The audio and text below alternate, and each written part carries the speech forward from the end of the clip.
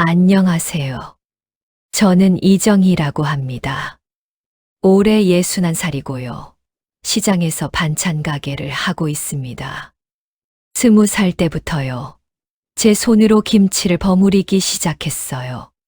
겨울에는 손이 얼어서 감각이 없을 정도로 차가워도 하루도 쉬지 않고 일했습니다. 배운 건 많지 않지만 그래도 인생만큼은 정직하게 살았다고 자부했어요. 거짓말하지 않고 손님들 속이지 않고 묵묵히 제 일을 해왔죠. 그런데 말이죠. 그걸 제일 우습게 본 사람이 누구였는지 아세요? 바로 제 며느리였습니다. 처음엔 그저 젊은 사람들이 말하는 방식이 다른가 보다 했어요. 아들 도현이는 좋은 대학을 나와서 대기업에 다니고 있고요. 며느리 서연이도 해외 유학을 다녀왔거든요. 둘 다 정말 세련됐어요. 말투도 부드럽고 입는 옷도 번쩍번쩍하고요. 그런데 이상한 건 그 사람들이 제 앞에만 서면 꼭 저를 가르치려고 든다는 거였어요. 어머님, 이렇게 포장하시면 위생에 좋지 않아요. 요즘 사람들은 이런 거 잘 안 사요. 요즘 사람들이 이런 거에 얼마나 민감한데 그렇게 하시면 어떻게 해요? 기분이 썩 좋은 얘기들은 아니었지만 그래도 젊은 사람들이 더 아는 게 많으니 그런 말을 하려니 했습니다. 어느 날은 제가 김치 담그는 모습을 보더니 이렇게 말하더라고요. 어머니, 그렇게 대충 하시면 안 되고 요즘은 다 마시는 방법을 데이터로 분석해서 해요. 손맛만 믿는 시대는 지났다고요. 처음엔 그래도 며느리가 저를 위해서 해주는 조언이겠거니 싶었어요. 그래서 제가 말했죠. 난 이렇게 하는 게 편해. 오래 해온 방식이라서 손에 익었단다. 그랬더니 서연이가 웃으면서 이렇게 말하는 거예요. 그니까요, 그런 고집 때문에 장사가 안 되는 거예요. 어머님은 변화를 받아들이셔야 해요. 그 말을 들을 때 제 손끝이 얼마나 떨렸는지 아세요? 가슴 속에서 뜨거운 뭔가가 치밀어 올랐어요. 하지만 전 참았습니다. 꾹꾹 눌러 참았어요. 왜냐고요? 못 배운 게 죄는 아니니까요.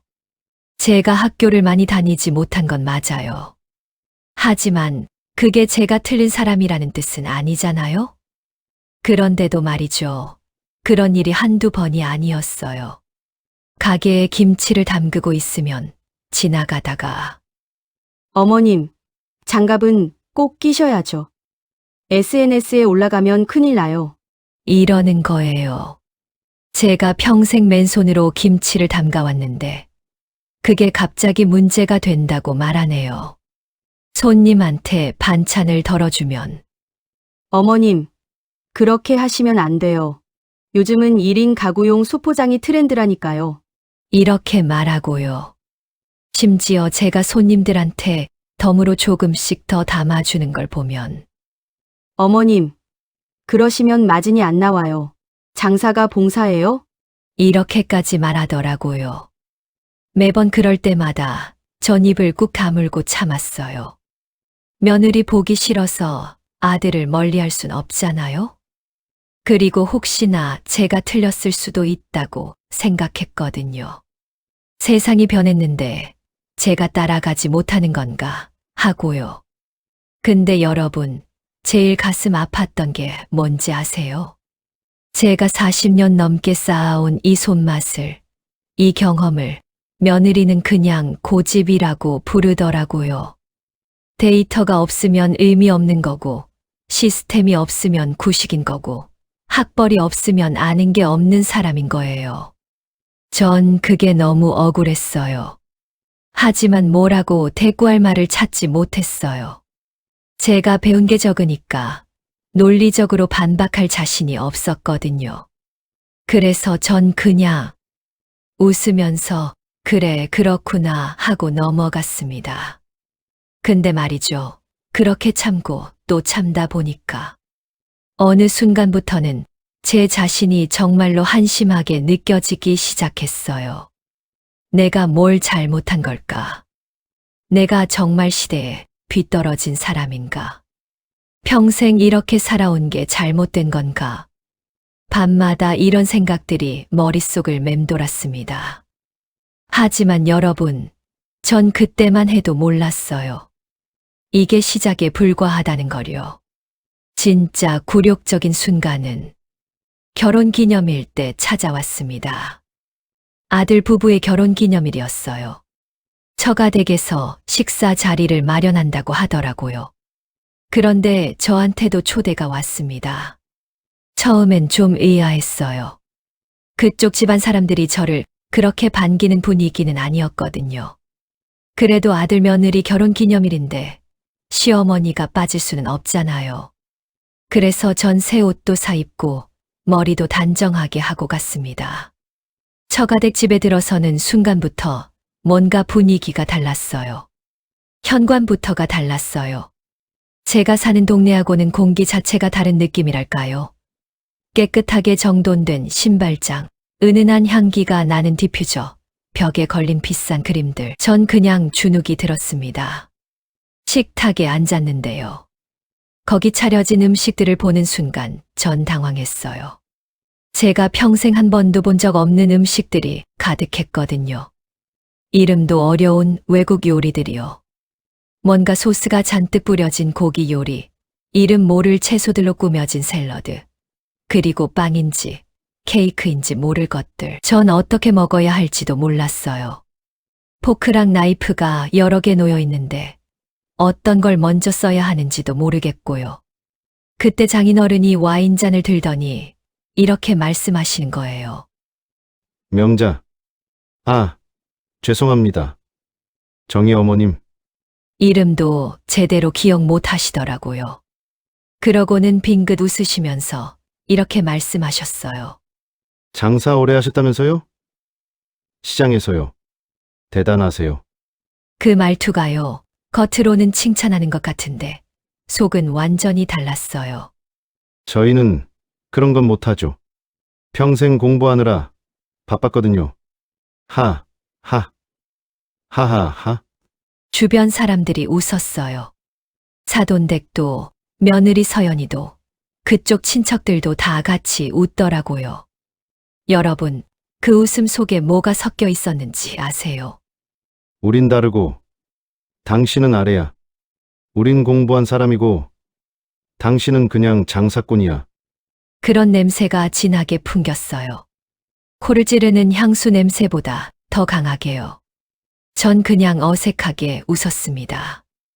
뭐라고 대답해야 할지 몰랐거든요.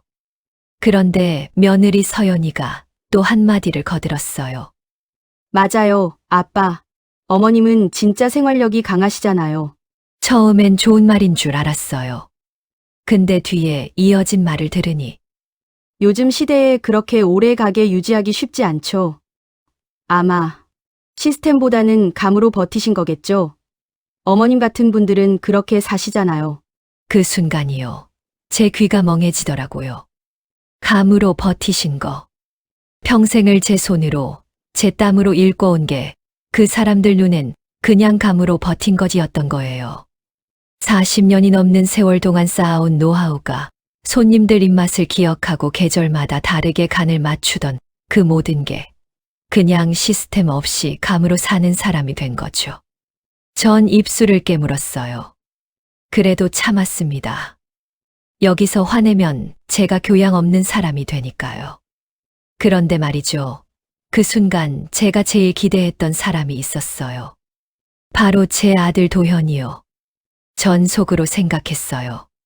지금이라도 도현이가 엄마 편을 들어주겠지. 그래도 내가 낳아서 키운 자식인데. 그런데 여러분, 그 녀석이 뭐라고 했는지 아세요? 사람들을 웃기려고 하는 듯한 표정으로 이렇게 말하더라고요. 하하, 우리 엄마 진짜 웃긴데요. 아직도 QR코드를 모르세요. 요즘 세상에 이런 분이 어디 있냐고요. 엄마, 그죠? 그러면서 저를 보는 거예요. 같이 웃어달라는 듯이요.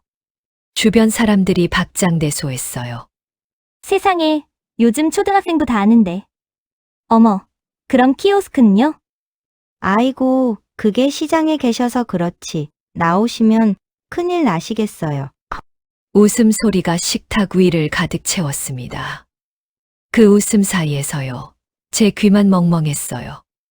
아무 소리도 안 들렸어요. 식탁 위에 있는 그 비싼 음식들이 눈에 들어오지도 않았고요.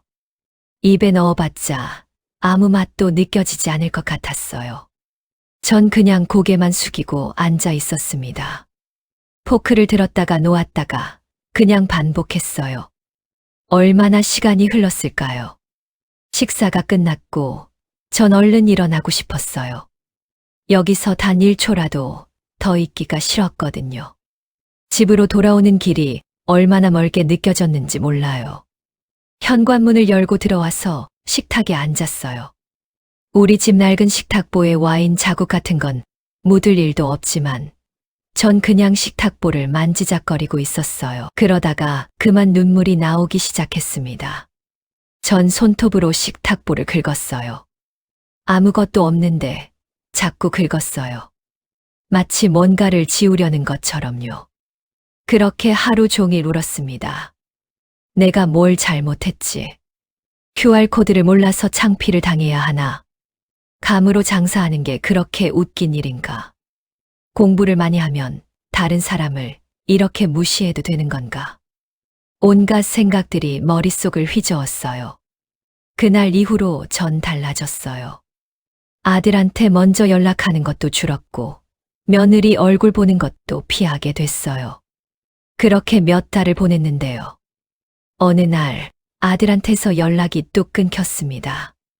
평소에도 자주 연락하는 편은 아니었지만 이번엔 유난히 오래 연락이 없었어요. 한 달이 넘도록 전화 한 통이 없더라고요. 전 결국 먼저 전화를 걸었습니다. 여보세요, 도현아. 요즘 왜 연락이 없니? 전화기 너머로 아들의 목소리가 들렸어요. 뭔가 힘이 없고 피곤해 보이는 목소리였어요. 아, 엄마. 요즘 좀 바빠서요. 무슨 일 있니? 목소리가 안 좋은데. 잠시 침묵이 흘렀어요. 그러더니 아들이 조심스럽게 말을 꺼내더라고요. 엄마, 사실은요. 서연이가 장인어른 보증을 좀 서줬는데 그쪽 사업이 잠깐 흔들려서요. 지금 정리하는 중이에요. 그 말을 듣는 순간 제 등골이 서늘해졌어요. 뭐, 보증을. 아니, 그런 건 함부로 하는 게 아니야. 제 목소리가 커졌어요. 평생 장사하면서 주변에서 보증 때문에 망하는 사람들 얼마나 많이 봤는데요. 아무리 가족이라도 보증만큼은 절대 서면 안 된다고 그렇게 살아왔거든요. 그런데 아들 녀석이 뭐라고 했는지 아세요? 엄마는 그런 거 모르잖아요. 요즘은 시스템이 달라요. 장인어른도 잘 아시는 분이고 곧 회복될 거래요. 그런 거 모른다고. 전 할 말을 잃었어요. 제가 30년을 장사하면서 세상 물정 보고 사람들 망하는 거 보고 그래서 조심하라고 하는 건데 그런 간단한 것조차도 모르는 사람 취급을 했어요. 아마 시장에서 일하는 저학력자라는 생각 때문이겠죠. 도현아, 엄마 말 좀. 엄마, 바빠서요. 나중에 다시 연락드릴게요.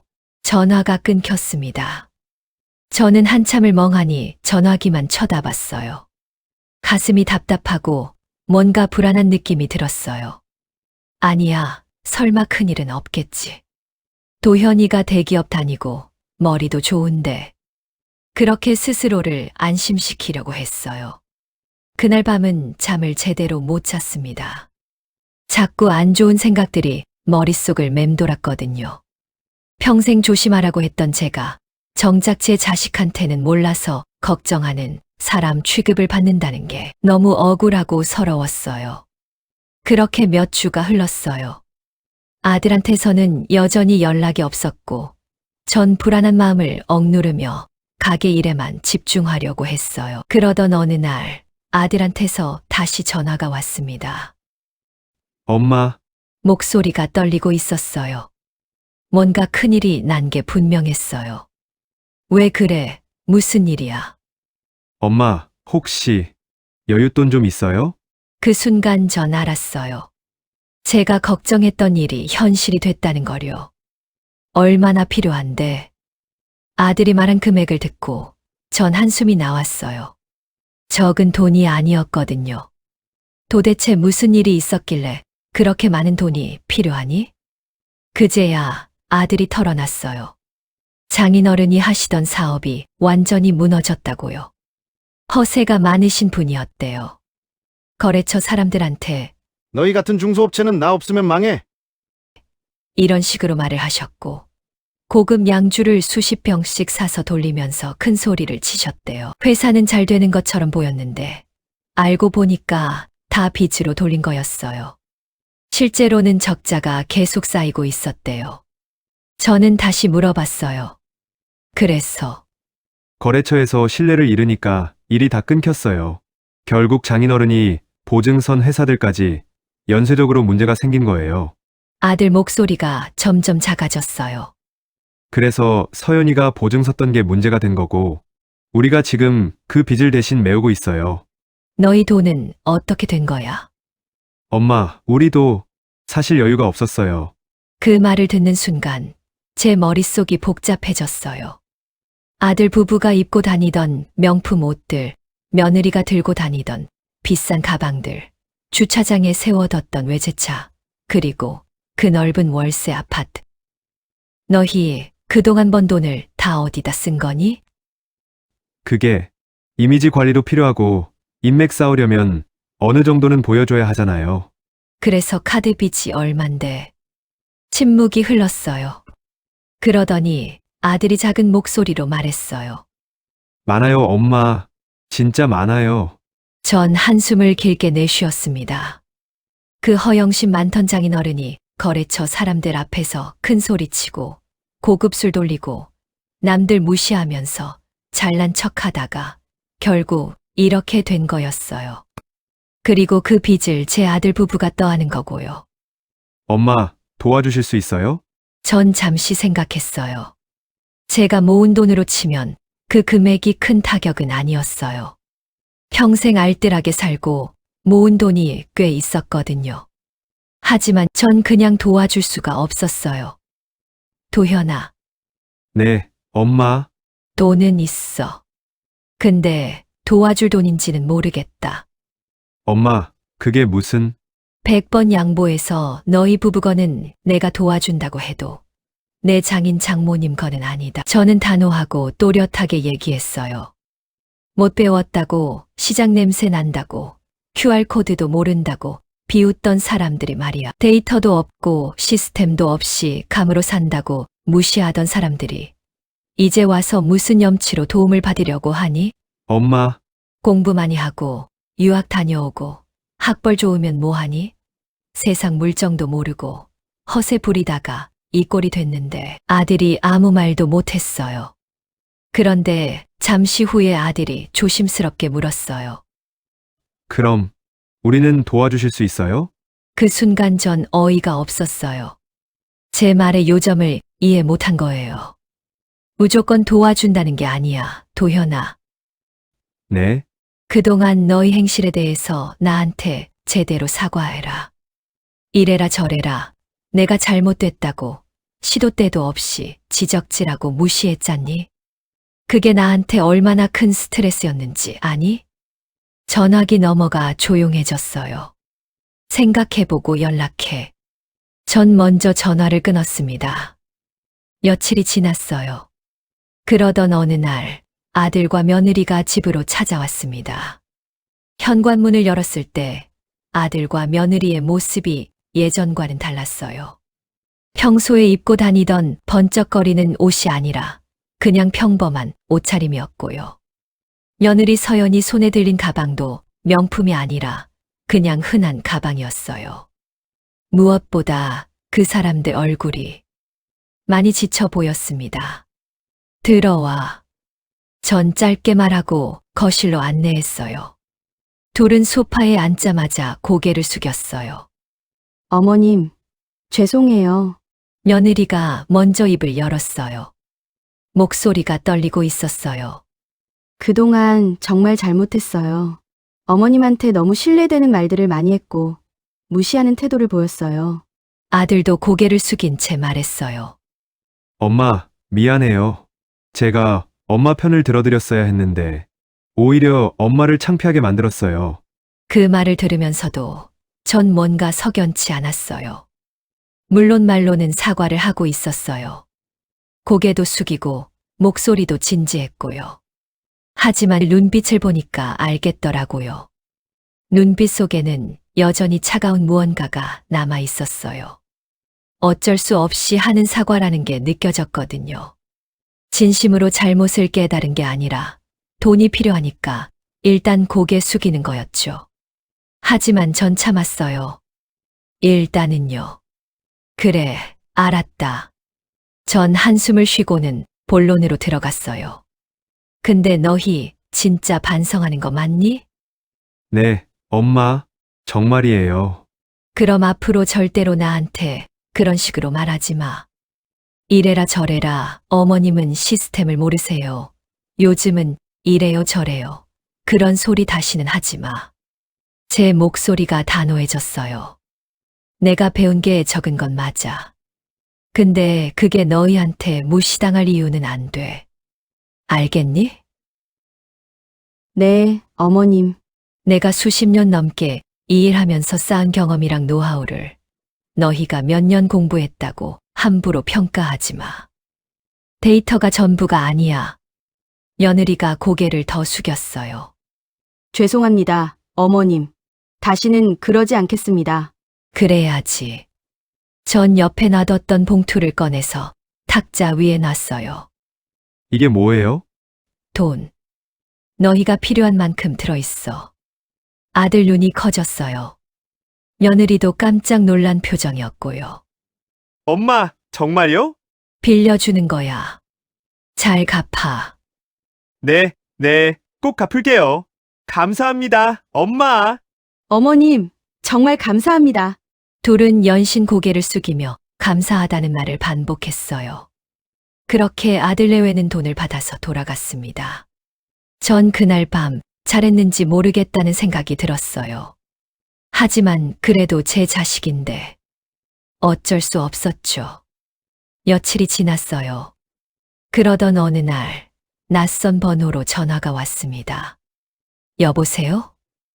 아, 정희 어머님, 저 서연이 아버지입니다. 사돈댁이었어요. 목소리가 평소보다 한결 부드러웠어요. 네, 무슨 일이세요? 다름이 아니라 말이죠. 아이들 도와주셨다는 얘기를 들었습니다. 네, 그랬어요. 정말 감사합니다. 덕분에 애들이 큰 고비를 넘겼어요. 다행이네요. 잠시 침묵이 흘렀어요. 그러더니 사돈 어른이 조심스럽게 말을 꺼냈어요. 그래서 그러는데 말입니다. 혹시 저희도 좀 도와주실 수 있으실까요? 네, 사실 저희가 지금 회사 정리하느라 급한 돈이 좀 필요합니다. 잠깐만 빌려주시면 이 고비만 넘기고 바로 돌려드리겠습니다. 전 코웃음이 나왔어요. 얼마나 필요하신데요? 장인 어른이 말한 금액은 제가 아들한테 준 것보다 훨씬 많았어요. 그 돈으로 뭘 하시려고요? 회사를 정리하고 다시 시작하려고 합니다. 제 경험과 인맥이면 충분히 일으킬 수 있어요. 그 반찬 가게 수십 개 하는 것보다 큰 수익 나올 겁니다. 그 순간 전 웃음이 나왔어요. 허세가 하나도 안 줄어들었더라고요. 아직도 반찬 가게 수십 개라는 표현을 쓰면서 저를 아래로 보는 거예요. 됐습니다. 네. 뭐가요? 도와드리지 않겠습니다. 그런 큰 돈 안 벌어도 전 괜찮아요. 어머님, 이건 투자입니다. 분명히 이득이. 필요 없어요. 저 그냥 제 반찬 가게 하나로 만족합니다. 전 단호하게 말하고 전화를 끊었어요. 그 후로도 사돈 어른한테서 몇 번 더 전화가 왔어요. 정희 어머님, 다시 한번 생각해 주십시오. 조건을 조정하겠습니다. 이자도 드리고. 하지만 전 매번 거절했습니다. 아직도 목소리에 그득한 허세와 도움이 필요한 시점에서도 내려놓지 않은 자존심이 참 싫었거든요. 반찬 가게보다 큰 수익이라니. 여전히 저를 무시하는 말투였어요. 그렇게 몇 주가 흘렀습니다. 어느 날 오후였어요. 가게에서 김치를 담그고 있는데 문이 열렸어요. 고개를 드는 순간 전 깜짝 놀랐어요. 사돈댁 내외가 안으로 들어오고 있었거든요. 예전엔 시장길 입구에만 들어와도 냄새가 난다며 코를 찡긋거리던 사람들이었어요. 근데 이번에는 달랐어요. 아무 말도 없이 그저 수척한 얼굴로 들어오더군요. 둘 다 많이 야위었어요. 사돈 어른의 반듯했던 양복은 어딘가 구겨져 있었고 사돈댁 어머님의 화장도 예전처럼 화려하지 않았어요. 전 손을 씻고 그 사람들을 맞이했어요. 어서 오세요. 무슨 일이세요? 잠시 말이 없었어요. 두 분 다 서로 눈치만 보고 계셨죠. 결국 장인어른이 먼저 입을 열었습니다. 정희의 어머님, 목소리가 떨리고 있었어요. 제발 돈 좀 빌려주시면 감사하겠습니다. 빌려주신 돈은 꼭 갚겠습니다. 이번 고비만 잘 넘기면 다시 일어날 수 있습니다. 아들 내외한테 들은 바로는 정해진 기간이 있는데 그 기간 안에 돈을 못 내면 완전히 망한다고 하더라고요. 그리고 그 시기가 이제 코앞까지 다가왔으니 아마 똥줄이 타고 있었을 거예요. 전 천천히 차분하게 말했습니다. 그동안 못 배운 사람이라고 비웃으시던 분들이 이제 제 도움 없이는 며칠도 못 버티시는 상황까지 오셨나 봐요? 아무도 대꾸하지 못했습니다. 공부 좀 더 했다고 우월감에 젖어 계신 거 다 압니다. 제가 화내고 똑같이 상처 주는 말을 하지 않은 이유는 하나예요. 그럼 저도 똑같은 사람이 되니까요. 장모님이 고개를 숙였어요. 책에서는 많이 배우셨을지라도 현실 세계에서는 아직도 배울 게 많아 보이십니다. 그제야 장인어른이 허리를 굽혔습니다. 죄송합니다. 정말 잘못했습니다. 그동안 어머님을 너무 무시했습니다. 저희가 교만했습니다. 장모님도 함께 고개를 숙였어요. 어머님, 저희 살려주십시오. 제발 부탁드립니다. 전 가방에서 서류 봉투를 꺼냈습니다. 사실 아들 내외한테 그 기간이 다가온다는 말을 듣고서 이런 날이 올 줄 알고 변호사를 통해서 미리 준비해뒀었거든요.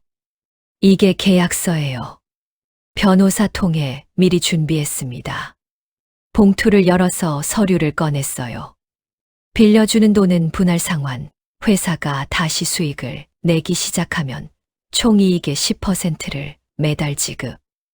미세하게 손이 떨리는 게 보였습니다. 눈동자는 흔들리고 혼란스러워 보였어요. 시장 바닥에서 반찬 장사나 하는 사람이 이렇게 철저하게 준비된 걸 들고 올 줄 몰랐다는 표정이었어요. QR코드도 모르는 사람이니 세상 물정 모르는 둔한 사람이라고 생각했던 것 같아요. 반응을 살피며 저는 침묵 속에서 저는 조용히 기다렸어요. 급한 건 그쪽이니까요. 사돈 어른이 서류를 들여다봤어요. 한참을 읽더니 사돈 어머님과 눈빛을 주고받았어요. 이대로 하면 저희가 싫으면 안 하셔도 됩니다. 다른 데 가서 돈 구하세요. 전 담담하게 말했어요. 근데 시간이 얼마 안 남으셨죠. 며칠 안에 처리 못 하시면 다 끝이라고 들었는데요. 침묵이 흘렀어요. 시계 초침 소리만 또각또각 들렸습니다. 결국 사돈 어른이 떨리는 손으로 펜을 집어들었어요. 하겠습니다. 그리고 사인을 했습니다. 사돈댁도 옆에서 자기 이름을 적었고요. 전 그 계약서를 받아들고 확인했어요. 좋아요. 오늘 안으로 송금해 드리겠습니다. 감사합니다. 어머님, 정말 감사합니다. 두 분은 연신 고개를 숙이며 나갔어요. 문이 닫히고 전 혼자 가게에 남았습니다. 계약서를 내려다보면서 전 작게 한숨을 지었어요. 그날 저녁 약속대로 돈을 송금했어요. 그 후로 제 삶은 조용해졌습니다. 아들 내외도 찍소리 안 하고 처가 쪽도 예전 같은 건방진 눈빛은 사라진 지 오래됐어요. 그리고 3-4달이 지난 후부터는 원금과 더불어 회사 수입의 10%가 따박따박 들어오기 시작했습니다. 근데 여러분, 솔직히 말씀드릴게요. 가끔씩 전 아무 이유 없이 사돈댁에 전화를 걸곤 해요. 왜 요번 달 이익은 이것뿐이에요. 그러면 전화기 너머로 갑자기 긴장하는 목소리가 들려요. 아, 그게 이번 달은 거래처가 아직 돈을 안 보내서. 이러면 저 나쁜 사람인 거죠. 맞아요. 전 좀 나쁜 사람 됐어요. 그동안 당한 거에 대한 일종의 심통이랄까요. 그 긴장하는 목소리를 듣는 게 나름 통쾌함이 몰려오더라고요. 좀 나쁜 사람이면 어떻습니까? 평생 착하게만 살면서 무시당하는 것보다는 차라리 조금 나쁜 사람이 돼서 이렇게 심신의 안정을 찾는 게 훨씬 더 좋은 것 같습니다. 제 손맛으로 40년을 버텨온 이 삶이 어떤 학벌이나 스펙보다 더 가치 있다는 걸 이제는 당당하게 말할 수 있어요. 여러분, 제 이야기 들어주셔서 감사합니다. 착한 것과 만만한 것은 다르다는 거 꼭 기억하세요. 혹시 여러분도 지금 억울하고 불합리한 일에 휘말려 계시다면 조용히 참고 때를 기다려보세요. 머지않아 여러분의 때가 찾아올 거예요. 저처럼 말이에요. 오늘 하루도 좋은 하루 되시고요. 이 이야기가 도움이 되셨다면 구독과 좋아요 버튼 꼭 눌러주세요. 다음에도 더 좋은 이야기로 찾아뵙겠습니다. 감사합니다.